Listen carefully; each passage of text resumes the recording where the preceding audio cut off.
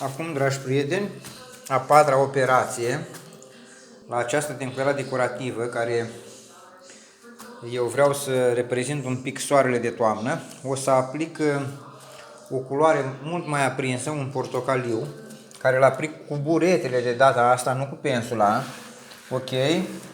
Fără să păsăm prea mult, să nu pătrundă prea mult în adâncituri, în canturile care trebuie să rămână mai închise la culoare, ok?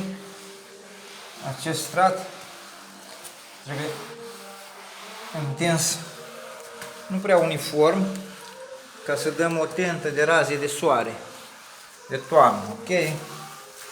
Bine, ăsta e jocul pe care îl fac eu acum, dar această tencuială se poate executa în mult mai multe tentative, mult mai multe tipuri de umbre sau modele diferite.